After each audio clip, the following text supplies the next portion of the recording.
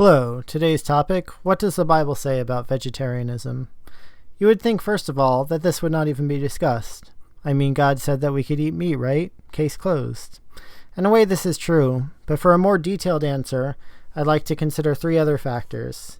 The timeline of vegetarianism in the Bible, God's mind towards animals, and man's responsibility for animals.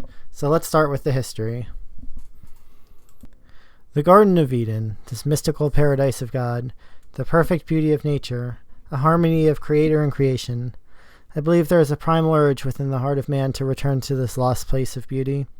Maybe in seeing the best of the natural world that exists now, a person can faintly sense the connection. As the psalm says, "The heavens declare the glory of God, and the firmament showeth his handiwork. Day unto day uttereth speech, and night unto night showeth knowledge. There is no speech nor language where their voice is not heard." In this perfect new world, there was no death, and hence no meat eating. So a vegetarian truly can say that in a perfect world, no one would eat meat. Here is the original diet plan of God. Even after sin entered into the world, there's no recorded divine green light on meat eating until after the flood. This may also have been the beginning of animals eating each other, but the history of that is not recorded.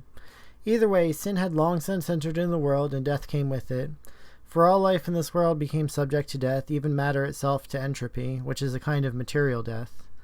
I can't answer why it is at this point eating of meat was allowed. I have some ideas, but it's only speculation. Either way, at this point man was permitted to eat meat. Even Jesus himself ate fish and fed others with it. This is the present situation we are in today. Eating meat is permitted.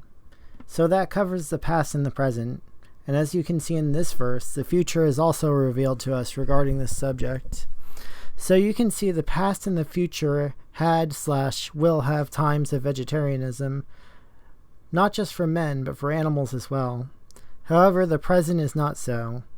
So it's not wrong to say man was created as a vegetarian, but it also doesn't make sense for a Christian to condemn a person for being a meat eater. Anyway, a disagreement over this topic is nothing to part ways over. Now let's talk about the fact that God cares for animals. Here God rebukes Jonah because he wanted Nineveh to be destroyed. Notice that God also weighs the life of the oxen in the equation. In this verse, God shows that he is with even a sparrow in death, but also acknowledges that man's value is more. I'm sorry, but the man who stepped on an anthill is never going to be tried as a mass murderer. Here we see that God actively provides for all creatures.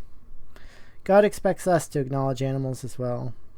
As the proverb says, "The righteous man regards the life of his beast, but the tender mercies of the wicked are cruel."